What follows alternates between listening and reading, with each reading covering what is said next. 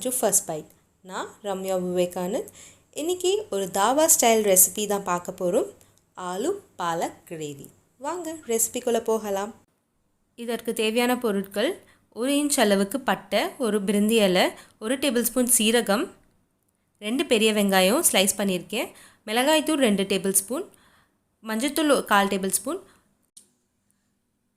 2 உருளைக்கிழங்கு 70% பாயில் பண்ணிவிட்டு இந்த மாதிரி பீசஸாக கட் பண்ணி வச்சுருக்கேன், இஞ்சி பூண்டு விழுது 2 டேபிள் ஸ்பூன், தக்காளி 2,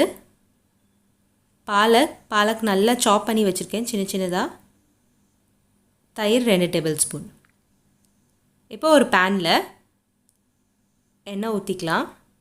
ஒரு 2லேருந்து 3 டேபிள் ஸ்பூன் எண்ணெய், 1 டேபிள் ஸ்பூன் அளவுக்கு பட்டர்,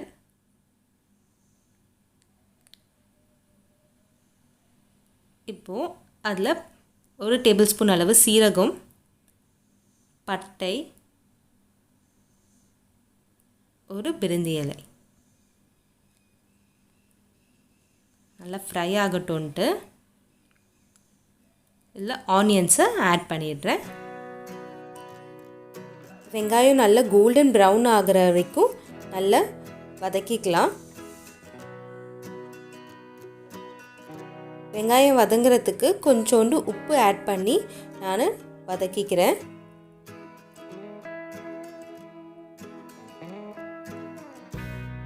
பாருங்கள், நல்லா கோல்டன் ப்ரௌன் ஆகிடுச்சு.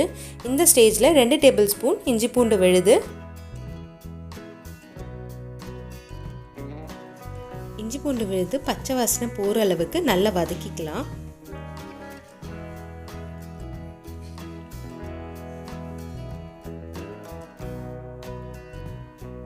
நல்லா வதங்கிடுச்சு, எண்ணெயும் நல்லா பிரிஞ்சு வந்திருக்கு.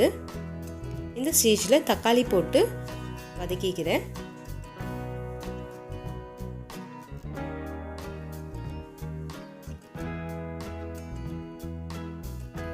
தக்காளி நல்லா குழஞ்சிடுச்சு. இப்போது மிளகாய்த்தூள் 2 டேபிள் ஸ்பூன், உப்பு தேவையான அளவுக்கு, மஞ்சள்தூள் 1/4 டேபிள் ஸ்பூன், எடுத்து வச்சிருந்த பாலக் ஆட் பண்ணிடலாம். இந்த பாலக்கீரை மசாலாவோட ஒரு 1 மினிட் நல்லா வதக்கிக்கலாம்.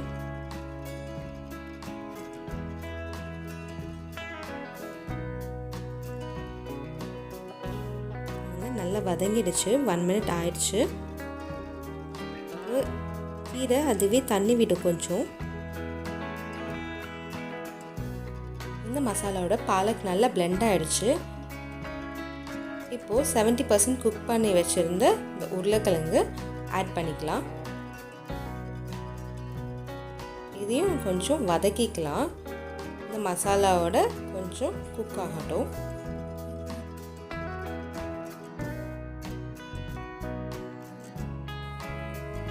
தேவையான அளவுக்கு தண்ணி விட்டுக்கலாம்.